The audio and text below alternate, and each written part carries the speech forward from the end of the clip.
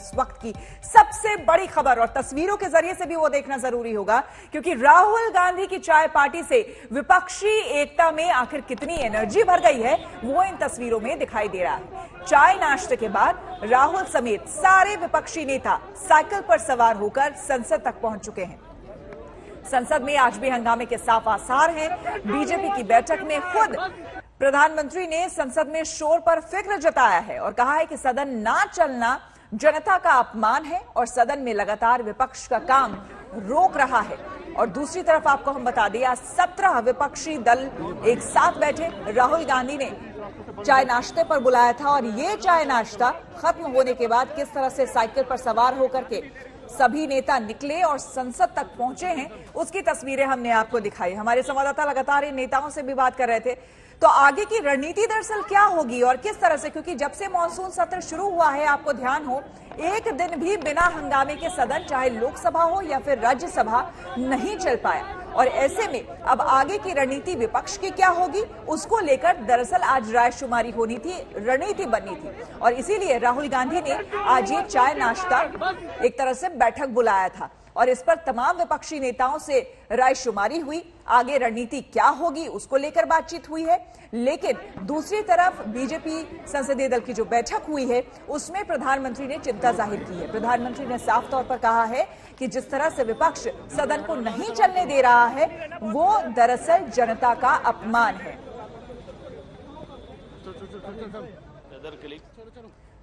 और लोकसभा और राज्यसभा में कार्यवाही शुरू हो गई है एक बार फिर से, और हंगामा और हल्ला भी आप साथ ही में सुन रहे होंगे। निखिल खड़गे and Dr. Bharti Praveen Pawar ji 201 on the table of the house the papers. माननीय अध्यक्ष जी, उत्तर सभा पटल पर रख दिया गया है। धन्यवाद अध्यक्ष महोदय। मैं आपके माध्यम से मंत्री जी से जानना चाहती हूँ, जो प्रधानमंत्री फसल बीमा योजना जो हमारे प्रधानमंत्री जी ने किसानों के हित के लिए बनाई है, लेकिन महाराष्ट्र में पिछले 2 साल से अभी तक किसानों को इसका फायदा नहीं हुआ है। जबकि कई बार हमने महाराष्ट्र सरकार को चिट्ठी लिखने के बाद भी अभी तक महाराष्ट्र के किसान, खास करके हमारे जलगांव और बुल्ढाना जिला में अभी तक कई किसान इस बीमा योजना से वंचित है। तो मैं आपके माध्यम से मंत्री जी से जानना चाहती हूँ कि कब तक किसानों को इसका लाभ मिलेगा, क्योंकि कई बार हमने इसकी शिकायत करने के बाद राज्य सरकार केंद्र की तरफ बताती कि केंद्र की तरफ से हमें पैसा नहीं मिला है, इसकी वजह से हम भुगतान नहीं कर पा रहे हैं। धन्यवाद। माननीय अध्यक्ष महोदय जी, जैसा कि सदस्य जी ने पूछा है क्लेम के विषय को लेकर, और जैसा प्रधानमंत्री माननीय नरेंद्र मोदी जी के नेतृत्व में नई फसल बीमा नीति जब से लागू हुई है, उसके बाद किसानों को क्लेम समय पर मिले और इस दृष्टि से संज्ञा ध्यान में रखते हुए काम लगातार आगे बढ़ रहा है। और रही महाराष्ट्र की बात, तो महाराष्ट्र के अंदर भी जैसा कि अभी जो राज्य से जो अंश आना है 2020-21 का, वह राज्य अंश के रूप में 203 करोड़ रुपए हैं। वो जब भारत सरकार के पास में आ जाएंगे तो उसके बाद में भारत सरकार है वो रिलीज कर देगी। और दूसरा जो अभी जो कुछ नुकसान हुआ है और उसका आकलन है वो राज्य सरकार और कंपनी के माध्यम से वहाँ पर संयुक्त टीम के माध्यम से आकलन किया जा रहा है। और वो आकलन जैसे ही आएगा तो आते ही उसका मुआवजा होगा वो निश्चित रूप से मैं सदस्य जी को कहूँगा कि वो अवेलेबल हो जाएगा। और कुल मिलाकर विषय कि अभी जो वहाँ पर पेंडिंग है वो राज्य सरकार का अंश जो बाकी है वो आते ही भारत सरकार है वो महाराष्ट्र के जो किसान है उनको क्लेम उपलब्ध करवा दिया जाएगा। राव जाधव सेकंड क्वेश्चन पूछना चाहते हैं माननीय। हाँ, सीधे अब आपको लिए चलेंगे लोकसभा, वहां पर कार्रवाई शुरू हो चुकी है हंगामे के बीच। अहमदनगर डिस्ट्रिक्ट में 25 से 30 लाख लीटर दूध निर्माण होता है। वो गाय का जो खर्चा आता है, एक गाय खरीदी करने के लिए 1 लाख रुपया खर्चा आता है और उसको गाय के लिए 17 से 18 साल तक उसका उम्र है। 3 साल के बाद दूध देना चालू करती है, 7-8 साल तक वो दूध देती है। करीबन एक गाय को कुल खर्चा आता है 1 लाख रुपया। या गौ हत्या बंदी जो 2015 में लागू किया गया, वो पारित करने के बाद गाय को बेचा नहीं जा सकता है और बेचा नहीं जाने से किसान परेशान है किसानों को गाय को बेचते समय 30 से 40 हजार रुपया मिलता था। 2015 में 12 बजे तक के लिए राज्यसभा की कार्रवाई को स्थगित करना पड़ा है। हंगामे के बीच दोनों सदनों का आगाज हुआ, लेकिन एक बार फिर से हमने देखा कि कैसे हंगामे के बीच भी लोकसभा के सांसद अपने अपने मुद्दों के साथ, क्योंकि प्रश्नकाल है ये, ऐसे में अपने अपने जो संसदीय क्षेत्र हैं वहां के लोकल मुद्दों को उठाते हुए सांसद।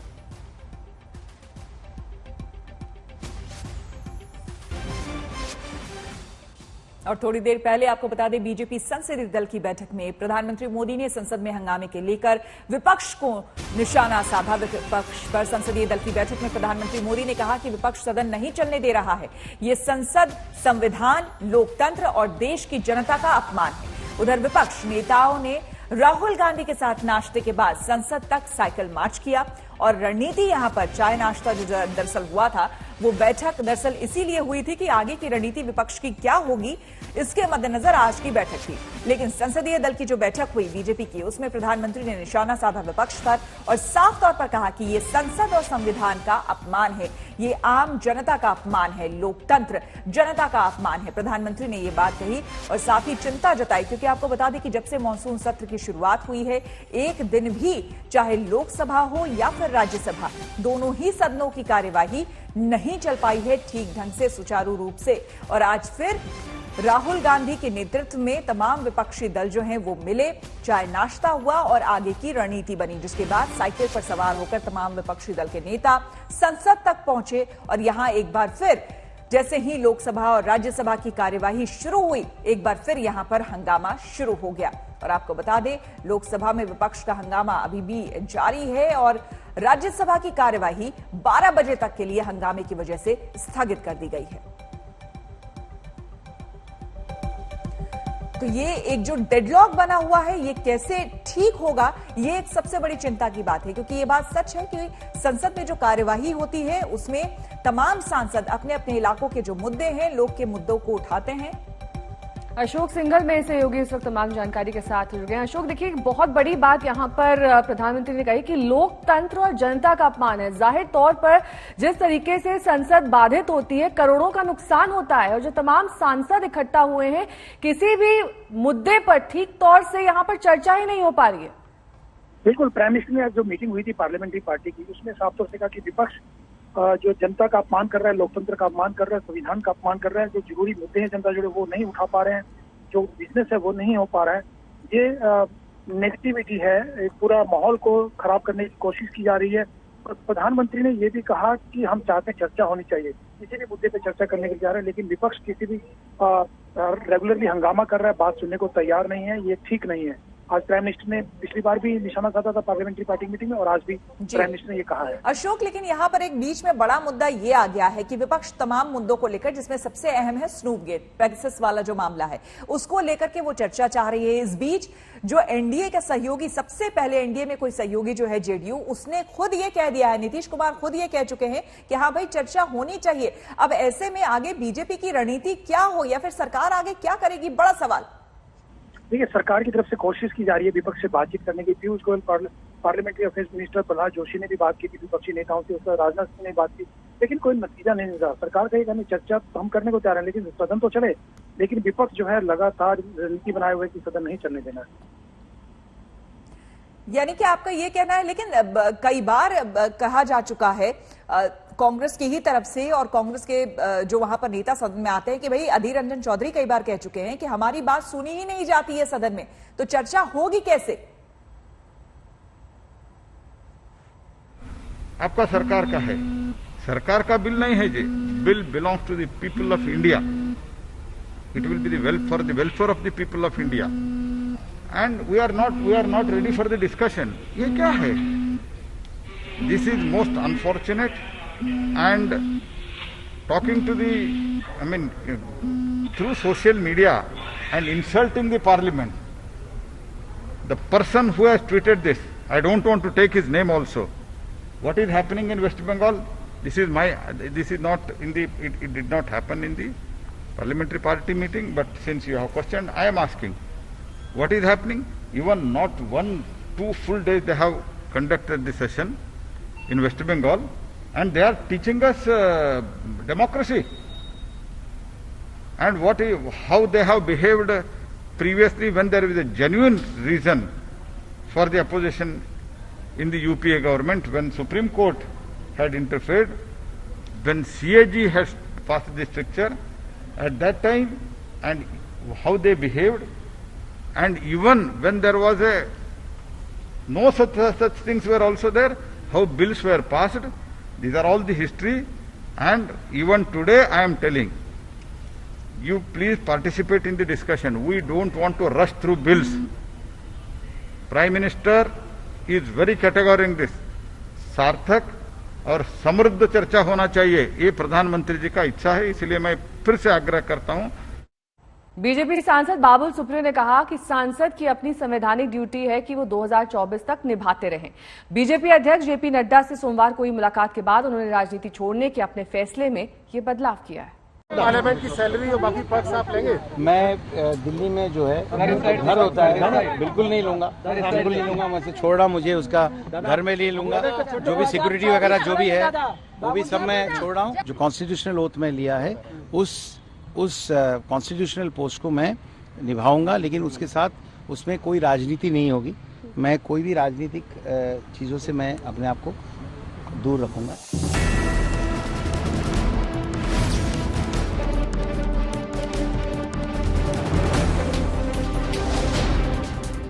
राजनीति को अलविदा कहने के ऐलान के बाद बीजेपी अध्यक्ष जेपी नड्डा से हुई दूसरी मुलाकात के बावजूद आसनसोल के बीजेपी सांसद बाबुल सुप्रियो ने राजनीति से तौबा करने का फैसला नहीं टाला है।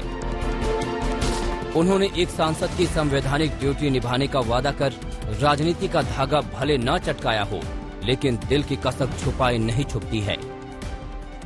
मैं बहुत धन्यवाद देता हूँ, आदर करता हूँ माननीय होम मिनिस्टर साहब और नड्डा जी की, आदरणीय आदित्यनाथ जी की, कि उन्होंने मुझे इतना प्यार दिया और छोड़ने से, पॉलिटिक्स छोड़ने से मुझे ना छोड़े, उसके लिए उन्होंने कहा। बट मैं उनका एक बात जो है मुझे लगा कि मानना जायज़ होगा। आसनसोल से भी जो मुझे मैसेजेस मिला है वो मैं सिद्धांत बदला। मेरा जो कॉन्स्टिट्यूशनल काम है, constitutional post as an MP जो है, वो काम मैं आसनसोल में करूँगा, लेकिन कोई भी राजनीतिक कार्यक्रम में कहीं पर भी आप मुझे देखेंगे नहीं। बाबुल सुप्रियो ने जब राजनीति छोड़ने का ऐलान अपनी फेसबुक पोस्ट में किया तो उनका निशाना राजनीतिक सफर के अपनों पर भी था, गैरों पर भी था। बंगाल बीजेपी अध्यक्ष दिलीप घोष और टीएमसी नेता कुणाल घोष के बयानों का जिक्र कर बाबुल ने लिखा था कि अब उन्हें ऐसी बातों से दो चार होना पड़ेगा, अब अच्छे कामों में अपनी ऊर्जा लगाऊंगा। इससे पहले प्रधानमंत्री नरेंद्र मोदी ने जब उन्हें मंत्री परिषद से हटाने का फैसला किया था, तब भी बाबुल ने फेसबुक पोस्ट लिखी थी। उस फेसबुक पोस्ट में बाबुल सुप्रियो अपने भीतर की कसक छुपाते हुए भी बता गए थे।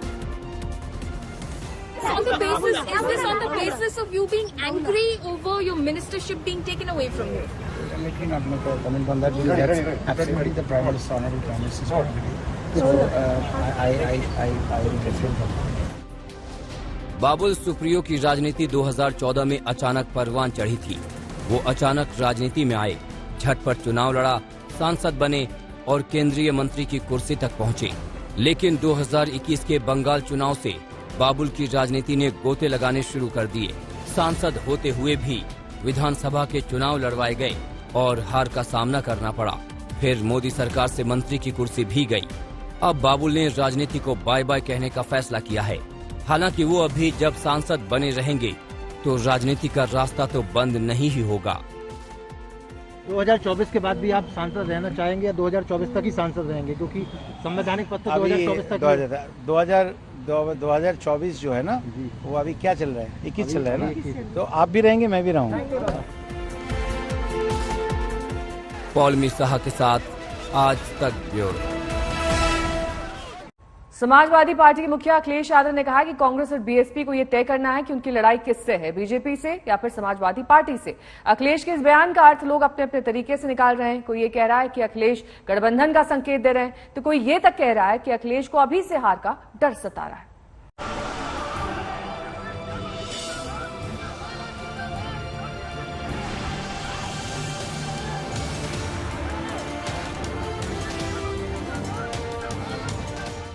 यूपी के लड़के साथ आए लेकिन रंग नहीं जमा पाए। बुआ बबुआ भी साथ आए लेकिन बीजेपी को हरा नहीं पाए।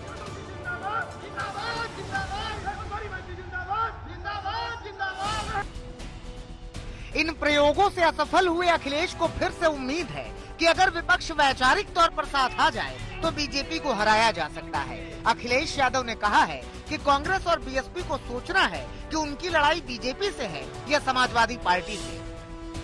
अखिलेश के बयान के मायने चाहे जो हों, मगर उनके बयान से कयासों और सवालों का दौर शुरू हो गया है। सवाल उछाले जा रहे हैं कि क्या अखिलेश फिर से गठबंधन की ओर देख रहे हैं? क्या अखिलेश कांग्रेस और बीएसपी से सहयोग चाह रहे हैं? क्या अखिलेश उत्तर प्रदेश में महागठबंधन जैसी कवायद कर रहे हैं? ये सवाल उठे तो समाजवादी पार्टी की ओर से बयान दिया गया कि बीजेपी को हराने के लिए गठबंधन की नहीं, वैचारिक एकता की जरूरत है। जब से भारतीय जनता पार्टी की सरकार देश में आई है, देश आर्थिक स्थिति से जूझ रहा है। यहाँ महंगाई, बेरोजगारी बढ़ी हुई है, नफरत की राजनीति हो रही है, समाज के अंदर में डिवाइड एंड रूल हो रहा है। अब जिम्मेदारी हर नागरिक की और समाज के हर दल की है, वो एक साथ वैचारिक रूप से आए और भारतीय जनता पार्टी को सत्ता से हटाएं और देश को बचाएं। कांग्रेस की ओर से ये तो नहीं कहा गया कि अखिलेश की बातों का वो समर्थन करेंगे, मगर उत्तर प्रदेश कांग्रेस के नेता जरूर कह रहे हैं कि कांग्रेस की लड़ाई बीजेपी से है। इस चुनाव में भी कांग्रेस पार्टी भारतीय जनता पार्टी की सांप्रदायिक और विभाजनकारी नीति के खिलाफ चुनाव लड़ेगी। श्रीमती प्रियंका गांधी जी के नेतृत्व में हम गांव-गांव जाएंगे, पांव-पांव जाएंगे, नगर-नगर जाएंगे, डगर-डगर जाएंगे। लेकिन विपक्ष की इस राजनीति के बीच बीजेपी खुश है। वो खुश इसलिए है क्योंकि बीजेपी को लग रहा है कि समाजवादी पार्टी अभी से पस्त है और मदद की मांग कर रही है। अखिलेश यादव जी ये तय ही नहीं कर पा रहे हैं कि भारतीय जनता पार्टी का मुकाबला वो कैसे करें। पहले तो उन्होंने 2 युवराज का साथ पसंद किया, लेकिन उत्तर प्रदेश की जनता ने खारिज कर दिया। बुआ बबुआ का गठजोड़ बनाया, लेकिन भारतीय जनता पार्टी से जीत नहीं पाए। अब 2022 के चुनाव में नैया कैसे पार लगे, इसके लिए सबका आसरा तलाश रहे हैं। छोटे छोटे दलों से भी आसरा है, बहुजन समाज पार्टी से भी आसरा कर रहे हैं और कांग्रेस से भी आसरा कर रहे हैं। लेकिन वो कितनी भी जुगत लगाए, भारतीय जनता पार्टी के विकास के मॉडल पर जाति और जमात की राजनीति अब जीत नहीं पाएगी। उत्तर प्रदेश में जैसे जैसे दिन बीत रहे हैं, वैसे वैसे चुनावी सरगर्मियां बढ़ती जा रही हैं। बीएसपी के ब्राह्मण गठजोड़ वाली राजनीति उफान मार रही है। अखिलेश यादव भी ब्राह्मणों को लुभाने की राजनीति में पूरी तरह शरीक हैं। बीजेपी की ओर से पीएम मोदी और अमित शाह ने पहले ही मोर्चा खोल दिया है। जाहिर सी बात है कि जैसे जैसे समय बीतेगा, ये चुनावी चक्रव्यूह और ज्यादा रोमांचित करेगा। राहुल के चाय नाश्ता सियासत का नया रास्ता तैयार हो रहा है। आज राहुल गांधी ने विपक्ष को सियासी मंथन के लिए नाश्ते पर बुलाया।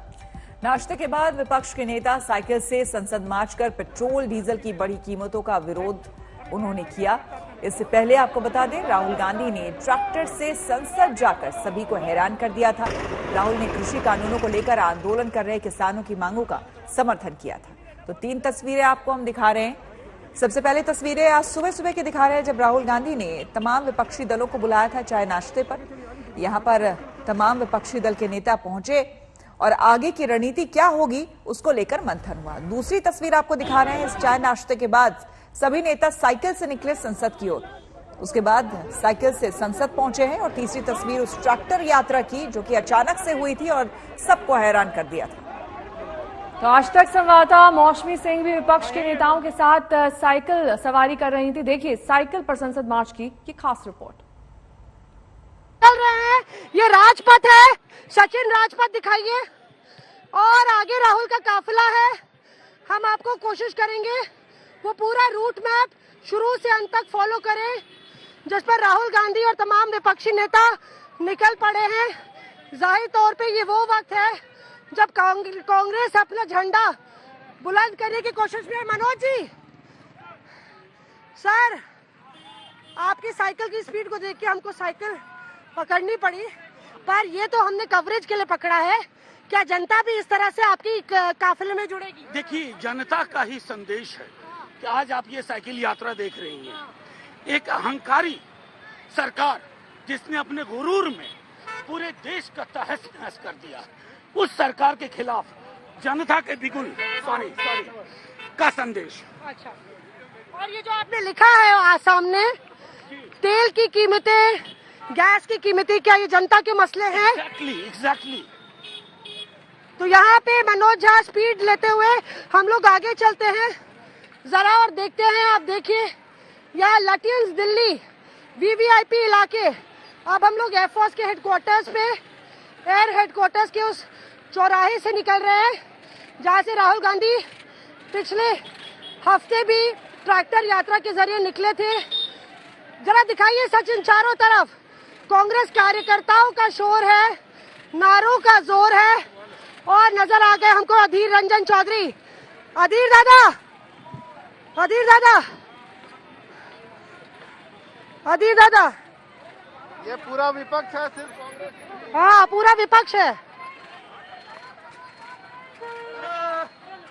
तो आज राहुल गांधी फ्रंट पे हैं और आपके चेहरे पर मुस्कान है। अरे क्यों नहीं, देखिए आज कितने सारे अपोजिशन, सारे लीडर इकट्ठा हो गए हैं राहुल जी की सुबह की ब्रेकफास्ट की दावत पर।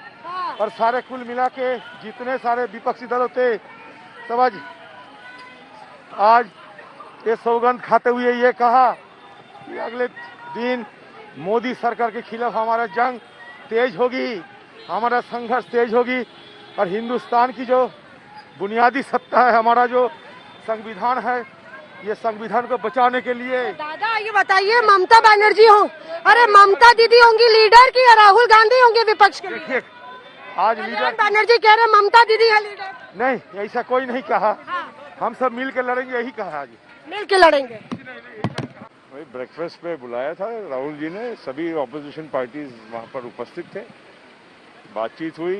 एक संसद में जो गतिरोध है इसके बारे में सबका कहना है कि भाई जो सरकार के सामने मुद्दे रखे हैं उनकी सरकार ने पुष्टि करना चाहिए, कोई उस पर चर्चा के लिए तैयारी दिखानी चाहिए। संसद चलाने के लिए सबकी तैयारी है, लेकिन संसद में जो मुद्दे रखे गए हैं उस पर चर्चा जिस तरह से होनी चाहिए उस पर कोई सरकार की तरफ से कोई सपोर्ट दिख नहीं रहा है, कोई उनकी तैयारी दिख नहीं रही है। इसलिए सभी लोगों ने कहा कि भाई जो चल रहा है अपनी बात अगर अंदर नहीं सुनाई देती है तो बाहर पर ये बात करके लोगों के सामने अपने मुद्दे रखने चाहिए। क्या एक बदला अंदाज राहुल गांधी का नजर आ रहा है प्रफुल्ल जी, सबको साथ लेके चलने का? शरद पवार साहब भी कहते आए हैं कि विपक्ष को एकजुट करने का वक्त है। देखिए अभी आज की तो मीटिंग में सभी लोग थे, इसमें कोई किसी एक व्यक्ति का विषय नहीं है। सभी लोगों ने अपने विचार यही रखे कि एक साथ रहकर हम लोगों ने अपनी बातों को रखने की, अगर संसद में भीतर नहीं हो पाती है तो बाहर रखने की कोशिश करना चाहिए, लोगों तक पहुंचना चाहिए। पीछे भागते रहिए, आप पीछे जाते रहिए। हाँ, बाकी दल क्यों नहीं आए? सारे दल साइकिल चला लेके आ रहे हैं, सारे दल के लीडर पीछे साइकिल में, आप लोग कवर कीजिए। सारे पार्टी आज अटेंड किए, सारे विभिन्न विपक्षी दल एक साथ आए। हम सभी ने उस समय ये निर्णय लिया कि सदन को ये सरकार बंद करके रख रही है। मंदिर की जो ये चाबी मोदी जी अपने पास रखी है, मंदिर उन्होंने बंद करके रखा है। तो विपक्षी दल यही चाहता है कि लोगों की जो आक्रोश है वो हम सड़क तक लेके जाएंगे। राहुल गांधी यहाँ पे नजर आ रहे हैं, आप हम लोग काम कर रहे हैं। All the opposition is United.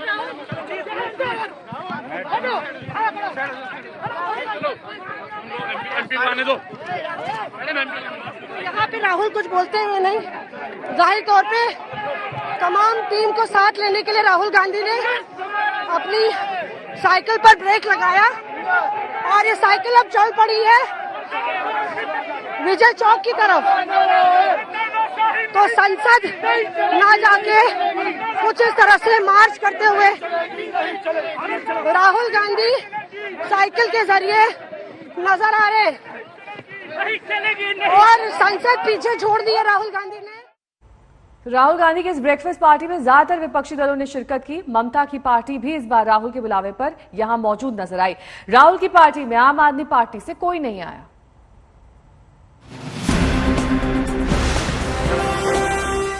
ये है एकजुट विपक्ष की तस्वीर।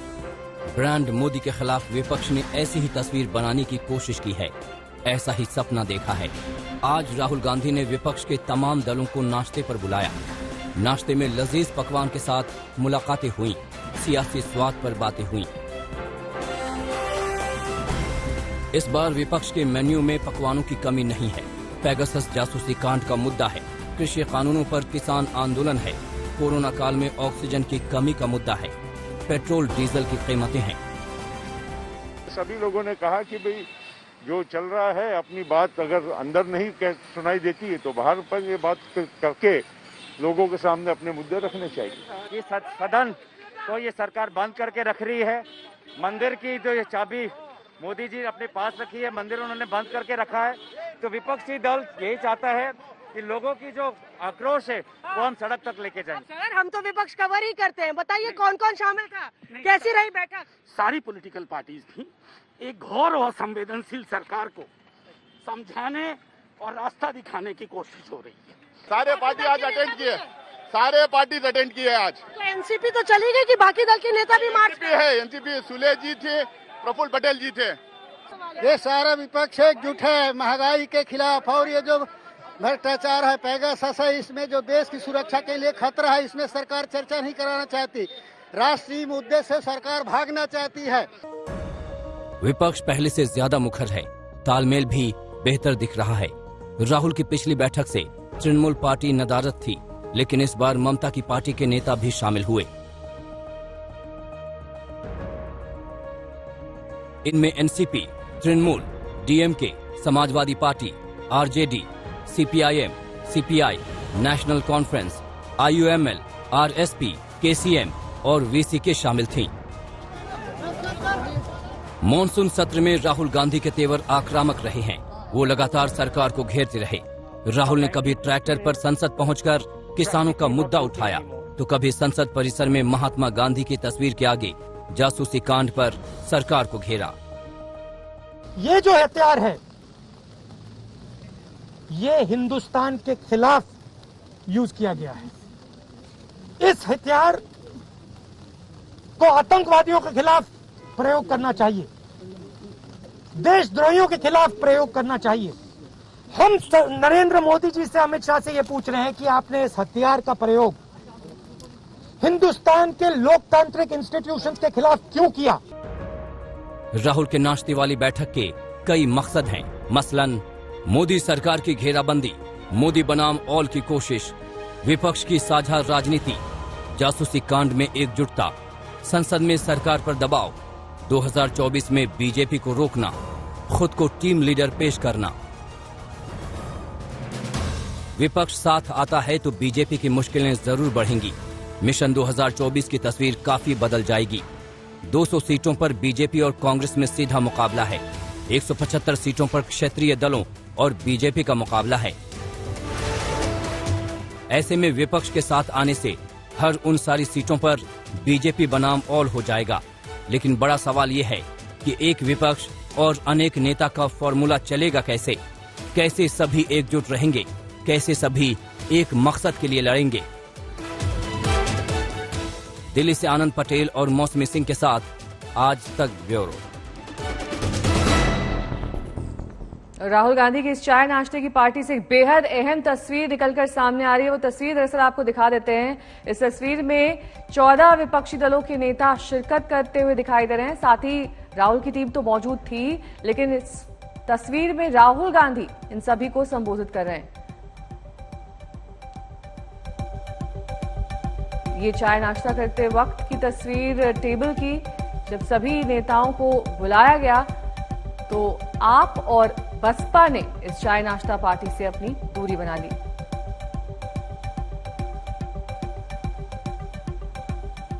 तो आपको बता दें कि नीतीश कुमार की पार्टी राहुल के दावत का जायका नहीं ले पाई, लेकिन मिजाज दरअसल विपक्ष वाला ही दिख रहा था। नीतीश कुमार ने जहां पर जासूसी कांड पर जांच की मांग कर अपनी ही सरकार को घेरा है, वहीं चौटाला से मुलाकात कर जता दिया है कि आगे कुछ भी हो सकता है।